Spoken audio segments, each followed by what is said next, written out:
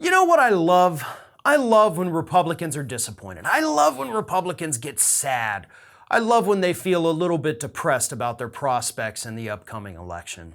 And luckily, we've had plenty of stories in the last 2 weeks of Republicans feeling a little dejected and down about their prospects of taking back the United States Senate this coming November. This week, Rick Scott had this to say. It's going to be a hard year. We have 21 Republicans up, only 14 Democrats. The Democrats are outraising us, but we have good candidates, and I believe Joe Biden is going to be our key here.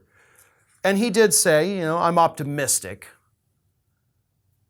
But that statement doesn't sound optimistic. Like, it's going to be a tough year, folks. It's going to be very hard for us. The Democrats have more money than us. We have more people up than they do. Oh dear, woe is me, right?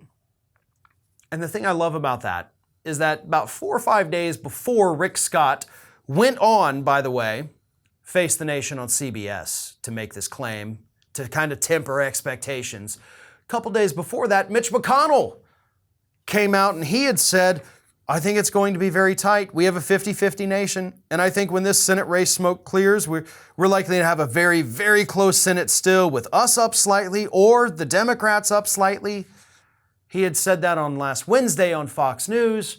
Rick Scott on Sunday goes on CBS, echoes the same thing like, hey, we're probably not going to win.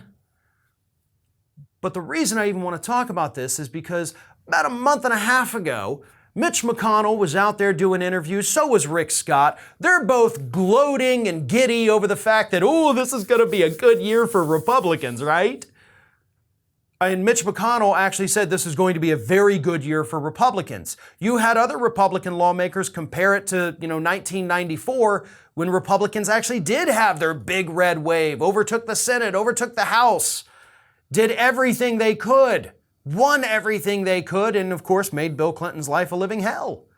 And that's what they were hoping for this year. And a couple months ago, they were out there telling the press that's exactly where we're headed. And then, of course, the primaries started happening. And that's when Republicans started to, think, oh God, we're in trouble.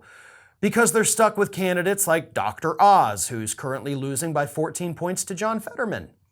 They ended up with candidates like Herschel Walker, who's losing by almost 5 points to incumbent Raphael Warnock. They ended up with people like J.D. Vance, who's losing by about 4 points to Tim Ryan.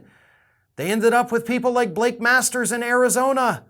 They ended up with some of the most idiotic and extreme candidates you could ever imagine. And all of those were seats, again, that Republicans had to pick up. And some of them, of course, are worse than others. Because some of these are open seats. And you always have to spend more on open seats than you do when you have an incumbent in the race. And that's one of the things that makes the J.D. Vance race in Ohio and the Dr. Oz race in Pennsylvania so problematic for Republicans. They have to spend more money for these idiots because it's an open seat. But the seats were previously held by Republicans. So if they lose one of those, they're already down to 49. And in fact, by the way, Mitch McConnell did go a little bit further with his statement.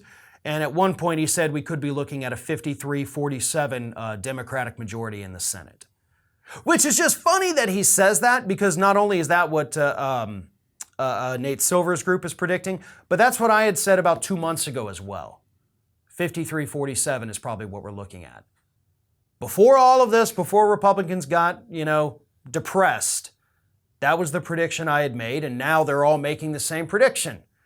Because that's what's likely going to happen, and it's all because Republicans like Mitch McConnell didn't take out Donald Trump when they had the chance. They let him live to fight another day, politically speaking, and now he has saddled them with some of the worst candidates we have ever seen. This is Hattie. Hattie wants to know why you have not subscribed to our channel. You obviously like our videos, so do us a favor and subscribe.